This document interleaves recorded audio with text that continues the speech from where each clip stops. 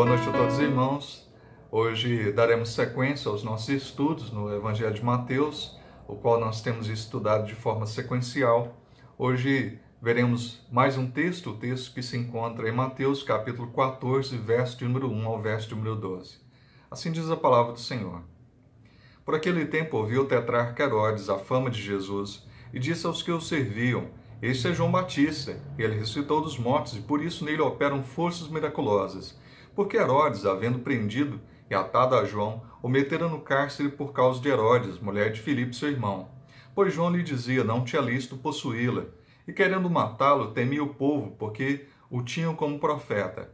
Ora, tendo chegado o dia natalício de Herodes, dançando a filha de Herodes diante de todos, e agradou a Herodes, pelo que prometeu com juramento dar-lhe o que pedisse.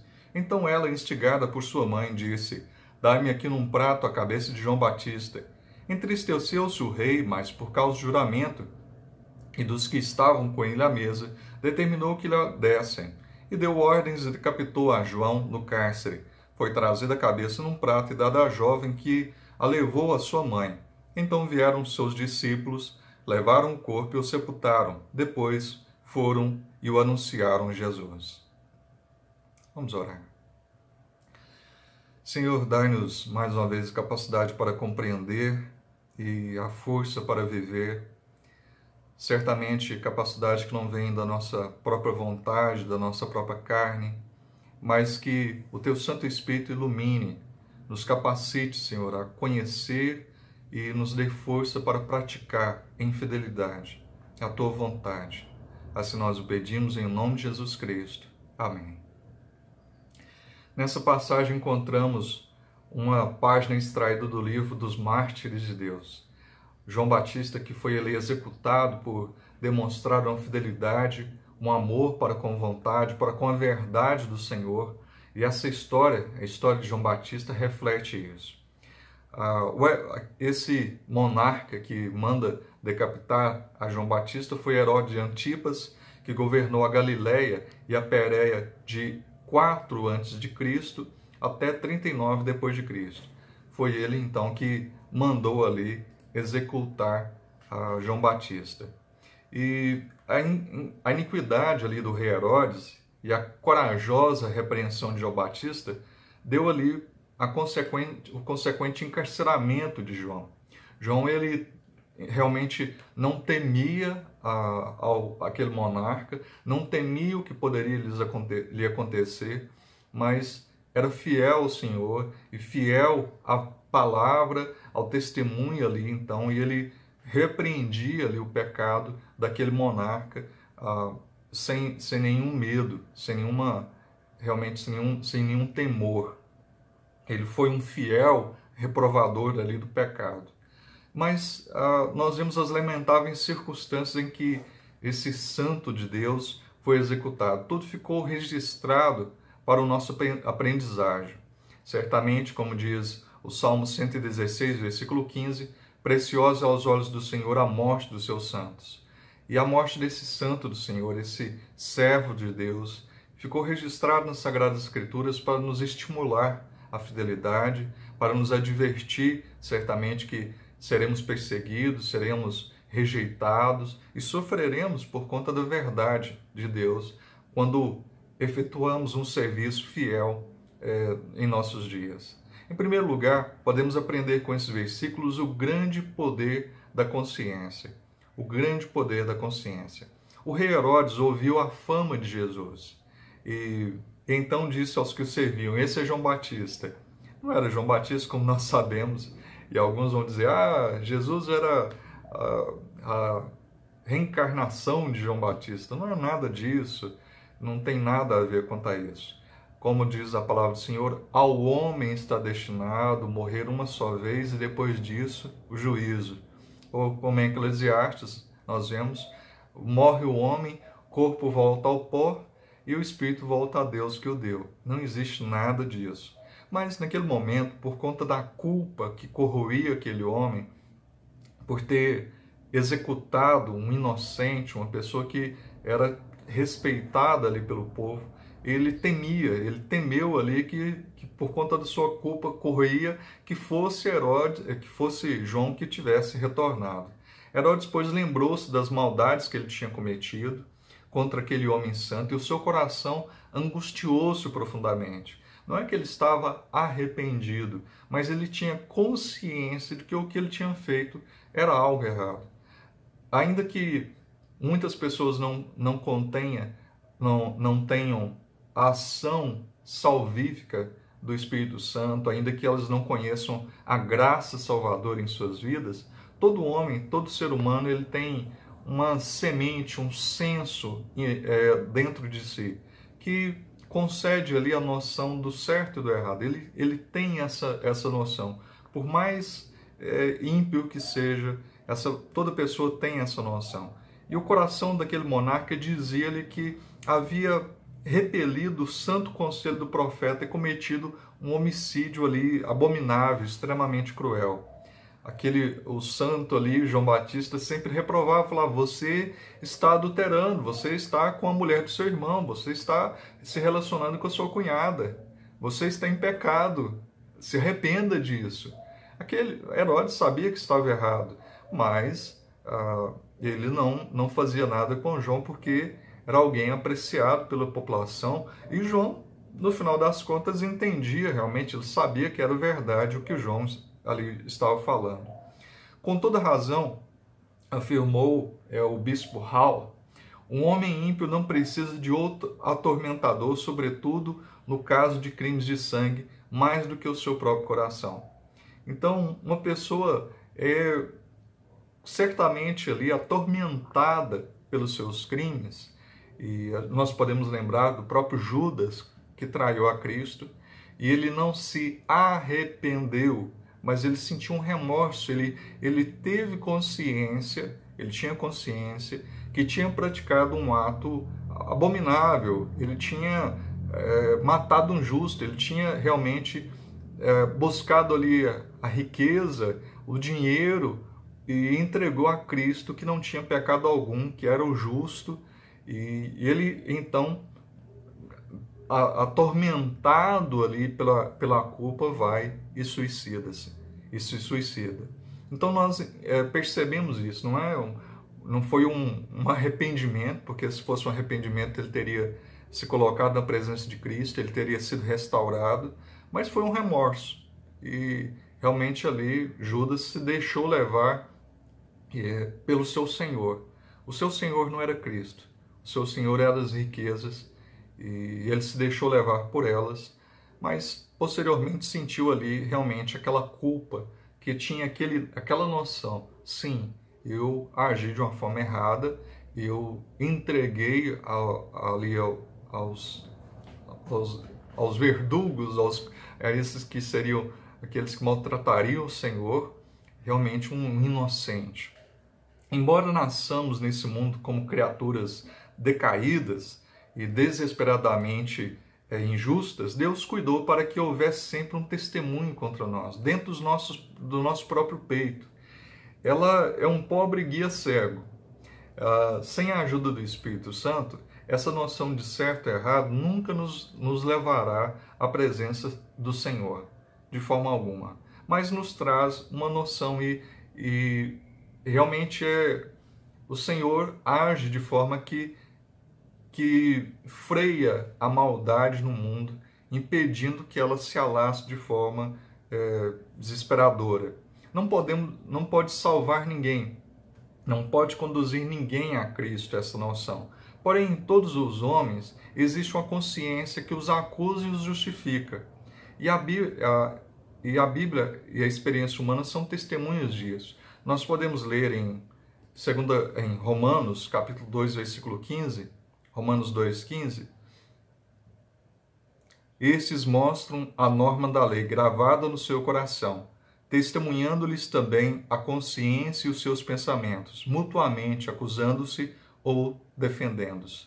Então, eles têm essa consciência do certo e do errado, mas não é uma consciência que os leva a reconhecer a Cristo, ou que os leva a uma vida de santidade, uma vida na presença de Deus.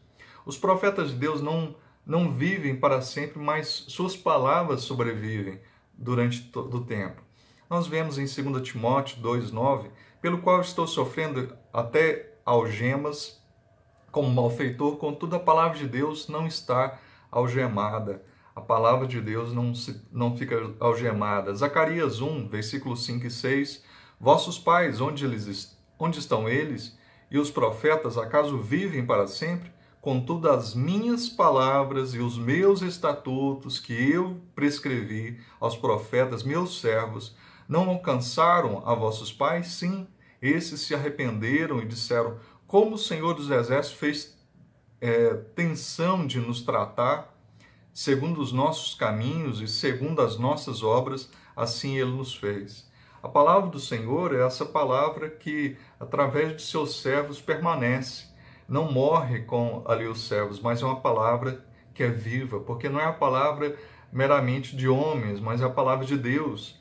Esses homens, esses servos do Senhor, foram apenas mensageiros da palavra que entregaram a mensagem ali, mas não provinha deles mesmos. Por isso é uma palavra que é inspirada, uma palavra que nós vemos que de Gênesis a Apocalipse é o mesmo autor, o mesmo Senhor ali que dá a mensagem. Uma mensagem harmoniosa, porque um só é aquele que nos dá o conhecimento, que é o nosso Deus. Que os insensatos e os ímpios não esqueçam disso. Números 32, 23, porém, se não fizerdes assim, eis que pecastes contra o Senhor, e sabei que o vosso pecado vos há de achar. O vosso pecado vos há de achar. Jeremias 2,19, a tua malícia te castigará, e as tuas infidelidades te repreenderão. Sabe, pois, e vê que mal e quão amargo é deixares o Senhor teu Deus, e não teres temor de mim, diz o Senhor dos Exércitos. Então existe uma consciência dentro das pessoas que ouvem as nossas palavras, os nossos sermões, realmente uma vez que nós pregamos, anunciamos a palavra do Senhor, que nós testemunhamos. Então esses testemunhos, essas pessoas têm uma noção que é verdadeiro, que estamos falando a verdade. Muitos sermões e ensinos serão ainda recordados, mesmo depois da morte de quem os pregou, de quem os anunciou. Os evangelistas deixarão mensagens que serão relembradas por várias gerações. Como na história de João Batista, milhares de pessoas sabem que estamos com a razão, mas, tal como Herodes, não ousam admiti-lo. Ainda que tenham consciência de que é verdadeira aquela palavra, essas pessoas não admitem, não se arrependem, não consideram, porque sabem, têm a noção de certo e errado, mas não têm a capacidade realmente para amar e viver e se arrepender e de forma alguma a corrigir ali o seu viver. Em segundo lugar, aprendemos que os filhos de Deus não devem esperar que a sua recompensa seja dada nesse mundo. Muitos esperam uma recompensa, grandes galardões nesse mundo, mas nós não precisamos nos enganar nesse sentido, aguardar algum mérito, algum merecimento, algum galardoar, esperar, almejar algo desse mundo, porque não será dado. Se já houve um caso de piedade autêntica que não foi recompensada nesse mundo, certamente um deles foi o de João Batista. Pense por um momento um homem que foi, durante sua breve carreira, durante sua vida, um homem que viveu de forma simples, uma pessoa, até uma vida ascética, uma vida asceta, ele recluso, comendo de forma humilde, se vestindo de uma forma humilde, uma pessoa simples. Ele era o profeta do Deus Altíssimo e muito maior do que muitos outros antes dele. Ele teve a honra de anunciar aquele que viria, o nosso Senhor, teve a honra de anunciar o Cristo, o Cordeiro de Deus. E, no entanto, ele foi aprisionado como um malfeitor. E a vida dele foi ceifada ali por por uma morte violenta. Antes dos 34 anos, ele então ali teve sua vida tolhida. Foi assassinado por estar cumprindo seu dever. E tudo isso para satisfazer o ódio de uma mulher adúltera. Então, por conta daquela mulher adulta, Herodes, a sua filha pega, dança ali na frente de Herodes e dos demais convidados, e ele fica muito interessado, animado com aquela dança e promete para ela: olha, eu vou te dar o que você quiser. E guiado ali pela sua mãe, Herodes então fala para ela: olha, pede para ele a cabeça de João Batista. E ele, por constrangimento, que tinham seus convidados, ele não querendo, mas sabendo que aquilo não era adequado, mas uma vez que ele havia dito, ele então procede daquela forma e manda matar ali a João Batista por conta do capricho de uma mulher adúltera. Mas são coisas assim que nos mostram que haverá julgamento no último dia. O sangue de João Batista e de tantos outros, do apóstolo Tiago, de Estevão, de Policarpo de Esmirna, de John Hus, de Hydra, de Latimer, serão ainda requeridos da parte daqueles que foram seus algozes, seus carrascos. Está tudo devidamente registrado ali no livro de Deus. Certamente nós podemos ler em Isaías 26, 21, pois eis que o Senhor sai do seu lugar para castigar a iniquidade dos moradores da terra. A terra descobrirá o sangue que embebeu e já não encobrirá aqueles que foram mortos. Certamente todos aqueles que têm sofrido por conta do nome de Cristo terão ali o justo Senhor, que virá então aplicar a perfeita e maravilhosa justiça sobre aqueles que intentaram contra os seus servos, que desprezaram a voz de Deus, que atacaram e que realmente fizeram atrocidades contra aqueles que vieram ser sal e luz nesse mundo. O mundo ainda saberá que existe um Deus que é juiz de toda a terra. Certamente o Senhor vem, é uma verdade, é uma realidade e há de acontecer. Não consideremos coisa estranha se a parte que nos cabe no presente forem os sofrimentos. Esse é um período de provação. E esse período que nós vivemos é um período de provação, segundo Coríntios 4, verso 17, porque a nossa leve e momentânea tribulação produz para nós eterno peso de glória, acima de toda comparação. Nós passamos por um leve e momentâneo, então, um momento de tribulação. Mas o que nos aguarda é eterno, é maravilhoso, é a glória do Senhor, que certamente nos há de recompensar, nos há de receber de forma maravilhosa na glória por vir.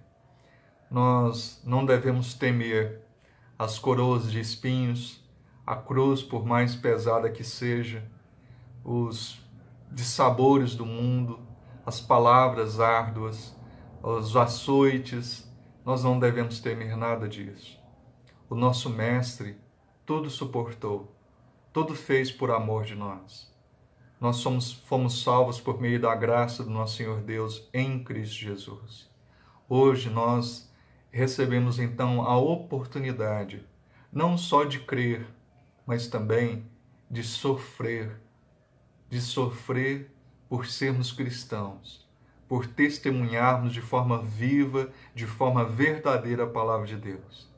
Que o Senhor nos fortaleça, que o Senhor nos ampare e que nós estejamos sempre testemunhando com verdade, sem temor nenhum, a palavra maravilhosa do Senhor, confrontando o pecado, sendo realmente aqueles que lutem ao bom combate, combatendo o bom combate, lutando contra as trevas nesse mundo terrível, que nós estejamos sempre agindo como bons dispenseiros, como bons ministros, servos do Deus Altíssimo, anunciando as poderosas palavras de vida, da salvação em Cristo Jesus. Deus abençoe e que o Senhor continue a nos amparar. é nos sustentar e nos animar para essa vida com Ele, essa vida de servidão. Um grande abraço e até a próxima oportunidade. Até lá.